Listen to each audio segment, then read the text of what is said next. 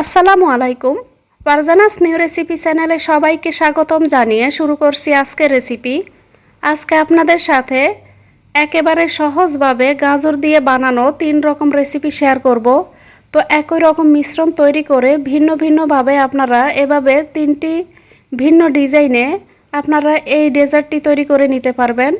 তো আজকে আমি একটি মিশ্রণ দিয়ে গাজরের লাড্ডু, গাজরের পায়েস আর গাজরের বরফি তৈরি করে নিব।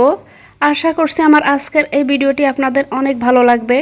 চুলায় একটা কড়াই বসিয়ে তাতে দিয়ে দিলাম আধা কাপ পরিমাণ ঘি। ঘিটা যখন গলে যাবে তখন এখানে আমি দিয়ে দিব 6 কাপ পরিমাণ গাজর কুচানো। তো এখানে গাজরগুলোকে আমি গ্রেটার দিয়ে গ্রেট করে নিয়েছি। গ্রেট করে নেওয়ার পর এখানে 6 কাপ পরিমাণ হয়েছে। এবার এই গাজরগুলোকে মিডিয়াম থেকে লো হিটে রেখে নেড়ে ছেড়ে কিছুক্ষণ পর পর এভাবে আমি মিশিয়ে নিব। মিশিয়ে নিতে নিতে দেখবেন গাজরগুলো এখানে নরম হতে শুরু করবে আর এখানে গাজরের যে অ্যামাউন্টটা সেটাও কিন্তু কমে যাবে। তো চুলার আঁচটা কিন্তু বাড়িয়ে রেখে এগুলোকে রান্না করা যাবে না, না হয় দেখা যাবে খুব সহজেই কিন্তু নিচ থেকে লেগে যাবে। তো চুলার আঁচটা মিডিয়াম থেকে একটু লো হিটে রেখে আমি কিছুক্ষণ পর নেড়ে ছেড়ে গাজরগুলোকে কিছুটা সিদ্ধ করে নিয়েছি।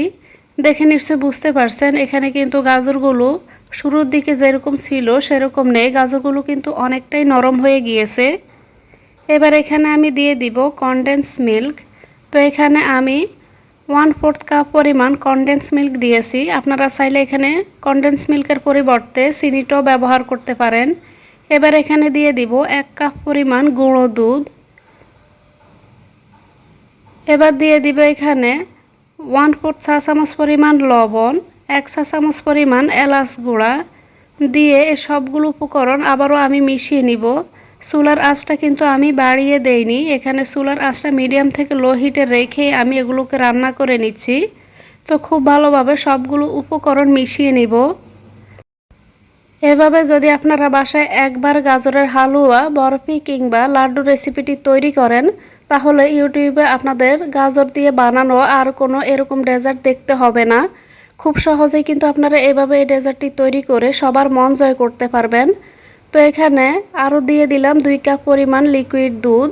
তো এখানে সরাসরি আমি কাঁচা দুধটাই ব্যবহার করেছি। এবার গাজর আর দুধের এই মিশ্রণটা রান্না হতে হতে আমি এখানে কিছু বাদাম ভেজে নিব। চুলায় আরেকটা ফ্রাই প্যান বসিয়ে এখানে কিছুটা ঘি গরম করে নিয়েছি।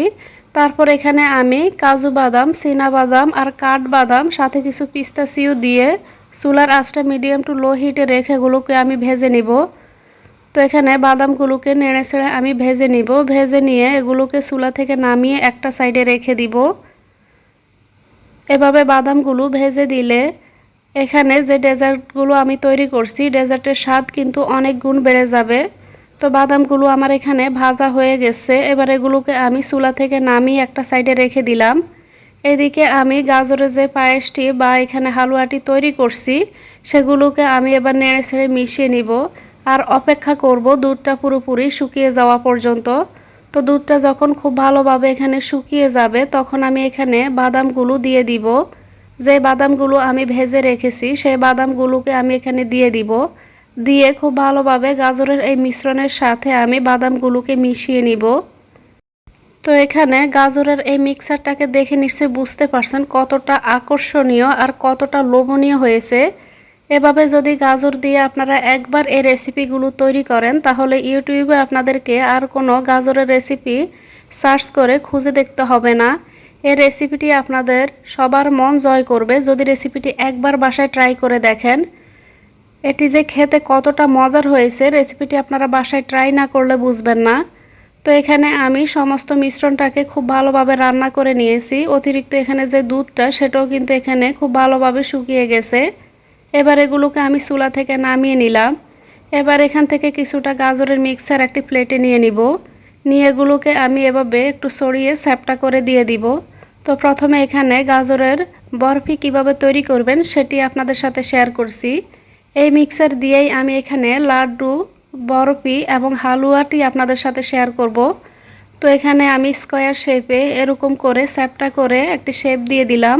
এবার এগুলোকে নর্মাল ফ্রিজে আমি আধা ঘন্টার জন্য রেখে দিব। ততক্ষণে এই মিক্সারটা খুব ভালোভাবে কিন্তু সেট হয়ে যাবে। তো এগুলোকে আমি আধা ঘন্টার জন্য নর্মাল ফ্রিজে রেখে দিচ্ছি।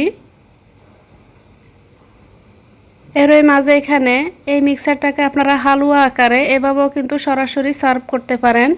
তো যে মিক্সারটা আমি এখানে গাজর দিয়ে তৈরি করেছি সেখান থেকে এখানে আমি একটি প্লেটে সাজিয়ে নিব। তো পছন্দ মতো যে কোনোভাবে আপনারা এগুলোকে উপর থেকে বাদাম কুচি দিয়ে ছড়িয়ে দিয়ে তারপর এগুলোকে সার্ভ করতে পারবেন।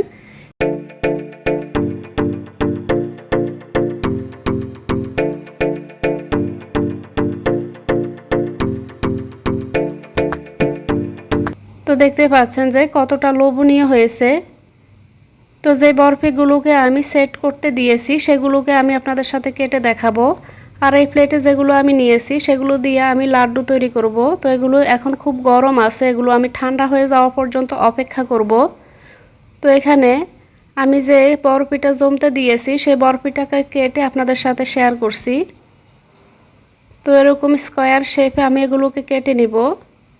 বরফি কিন্তু স্কোয়ার শেপে দেখতেই বেশি সুন্দর লাগে। তো এখানে গাজরের বরফিগুলোকে আমি কেটে নিয়েছি। তো দেখলেন তো খুব সহজেই কিন্তু আপনারা একই মিক্সার দিয়ে ভিন্ন ভিন্নভাবে কিন্তু নাস্তাগুলোকে বা ডেজার্টগুলোকে এভাবে বানিয়ে সার্ভ করতে পারেন। এবার একটা প্লেটে আমি এখানে কিছু বরফি নিয়ে নিলাম। আর যে হালুয়াটা আমি এখানে রেখেছি একটি প্লেটের মধ্যে নিয়ে সেখান থেকে কিছুটা হালুয়া আমি এখানে একটা প্লেটে নিয়ে নিচ্ছি। তো আপনাদেরকে দেখানোর সুবিধার্থে একটা প্লেটের মধ্যে আমি 3টি রেসিপি এখানে নিয়ে নিব। তো কিছুটা হালুয়া আমি এখানে নিয়ে নিলাম। এবার এই মিক্সারগুলোকে দিয়ে আমি লাড্ডু তৈরি করব। তো হাতে কিছুটা মিশ্রণ নিলাম, নিয়ে এভাবে গোল গোল করে আমি লাড্ডু শেপ দিয়ে দিব। তো আমি এখানে সবগুলোকে এরকম লাড্ডুর শেপ দিয়ে বানিয়ে নিব। তো বানিয়ে নেওয়ার পর গুঁড়া দুধের মধ্যে এগুলোকে কোট করে নিব যেন এই লাড্ডুগুলো দেখতে আরও অনেক বেশি লোভনীয় লাগে। তার জন্য এখানে আমি গুঁড়া দুধের মধ্যে গড়িয়ে লাড্ডুগুলোকে নিয়ে নিব। তো দেখলেন তো কতটা আকর্ষণীয় আর কতটা লোভনীয় হয়েছে। এভাবে গাজরের এই রেসিপিগুলো আপনারা বাসায় একবার ট্রাই করে দেখেন, সবাই অনেক পছন্দ করবে। আশা করছি আমার আজকের এই সহজ রেসিপিগুলো আপনাদের অনেক ভালো লেগেছে। রেসিপিটি ভালো লাগলে প্লিজ চ্যানেলটিকে সাবস্ক্রাইব করে রাখবেন, সেই সাথে ভিডিওর বেল আইকনের অল অপশনটি অন করে রাখবেন। এতে করে যখনই আমি কোনো নতুন ভিডিও আপলোড দিব সাথে সাথে আপনাদের কাছে নোটিফিকেশন চলে যাবে। এই ডেজার্টগুলো আরও অনেক বেশি লোভনীয় দেখানোর জন্য এখানে আমি বরফিগুলোর মাঝখান থেকে কিছুটা গুঁড়া দুধ এভাবে দিয়ে দিব। তো লুকিংটা দেখে নিশ্চয়ই বুঝতে পারছেন রেসিপিগুলো কতটা ইয়াম্মি হয়েছে। এতক্ষণে রেসিপিটির সাথে থাকার জন্য সবাইকে অনেক ধন্যবাদ। আল্লাহর কাছে সবার সুস্থতা ও মঙ্গল কামনা করে আজ এখানেই বিদায় নিব। দেখা হবে ইনশাল্লাহ পরবর্তী এরকমই কোনো সহজ রেসিপি নিয়ে।